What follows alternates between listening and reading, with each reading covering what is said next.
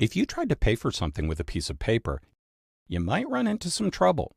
Unless, of course, the piece of paper was a $100 bill. But what is it that makes that bill so much more interesting and valuable than other pieces of paper? After all, there's not much you can do with it. You can't eat it. You can't build things with it, and burning it is actually illegal. So what's the big deal? Of course, you probably know the answer.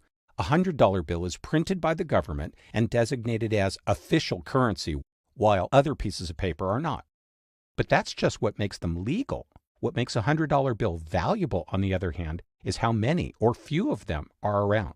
Throughout history, most currency, including the US dollar, was linked to valuable commodities, and the amount of it in circulation depended on a government's gold or silver reserves. But after the US abolished the system in 1971, the dollar became what is known as fiat money, meaning not linked to any external resource, but relying instead solely on government policy to decide how much currency to print. So which branch of our government sets this policy? The executive, the legislative, or the judicial? The surprising answer is none of the above. In fact, monetary policy is set by an independent Federal Reserve System, or the Fed, made up of 12 regional banks in major cities around the country. Its Board of Governors, which is appointed by the President and confirmed by the Senate, reports to Congress, and all of the Fed's profit goes into the U.S. Treasury.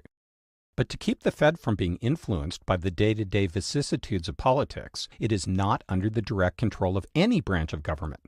So why doesn't the Fed just decide to print infinite $100 bills to make everyone happy and rich? Well, because then the bills wouldn't be worth anything. Think about the purpose of currency, which is to be exchanged for goods and services. If the total amount of currency in circulation increases faster than the total value of goods and services in the economy, then each individual piece will be able to buy a smaller portion of those things than before. This is called inflation. On the other hand, if the money supply remains the same while more goods and services are produced, each dollar's value would increase in a process known as deflation. So which is worse? Too much inflation means that the money in your wallet today will be worth less tomorrow, making you want to spend it right away. So while this would stimulate business, it would also encourage overconsumption or hoarding commodities like food and fuel, raising their prices and leading to consumer shortages and even more inflation. But deflation would make people want to hold on to their money, and a decrease in consumer spending would reduce business profits, leading to more unemployment and a further decrease in spending, causing the economy to keep shrinking. So most economists believe that while too much of either is dangerous, a small, consistent amount of inflation is necessary to encourage economic growth.